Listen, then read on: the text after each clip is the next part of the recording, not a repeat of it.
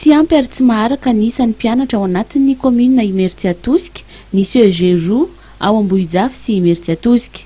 Manana mpianatra manodidina ny 3,000 ary mahatratratra any amin'ny 70 isaky ny kilasy ny mpianatra.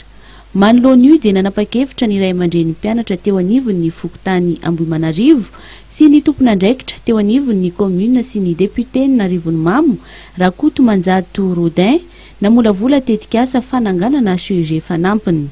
Nanapa-kevitra moa zany zay tety anatin'ny fokontany nanangana an'ity sekoly ty CEG ty. Antony moa zany dadasitra be loatra ny kaomin'Imeritsiatosika ary misy fokontany 930 mbola vo CEG anankiroa ngamba zany zao misy anatin'ny kaomin'Imeritsiatosika any amin'ny hoe Ambojafy sy Imeritsiatosika. Toy zany efa be loatra mpianatra CEG ka tsy maharaka tsony ny CEG Imeritsiatosika. Dia rehefa nandinika zany zay amivory zay tety amin'ny fokon'olona dia nanatona be ny tanàna.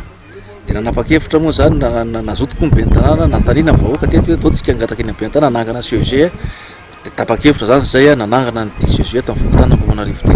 Dia ny vahoaka aloha zany nampandraisina anjara 3,000 ariary isaky ny 12 taona. Izay fokon'olona zany miantoka ny vatokely, fasika, briky dia ny main d'œuvre.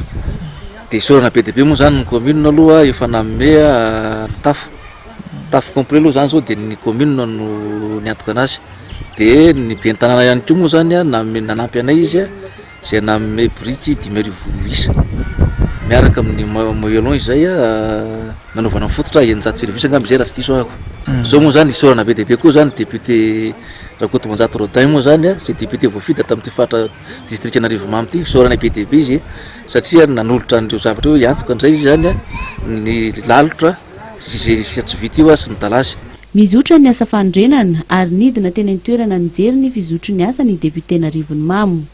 Ty sekoly ty dia tahita-bahoaka ezaka mifokon'olona isaorana be dia be zany hoe mbola fotoana miakatra ny nasangana an'izao satria etaetany ty ampianajana miandro fanjakana tsy hita fanjakana jaly le olona ty anentsika fa tsy ampy tsony ny sekoly zany hoe hosoany vahoaka zany mba ho an'ny taranaka ny arena nananganana mitikatra. Fanambina petraka ny anokavana amin'ity taom-pianarana 17 sy 2020 sy 2020 ity ny CEG vaovao ao Ambohimanarivo Imeritsiatosika.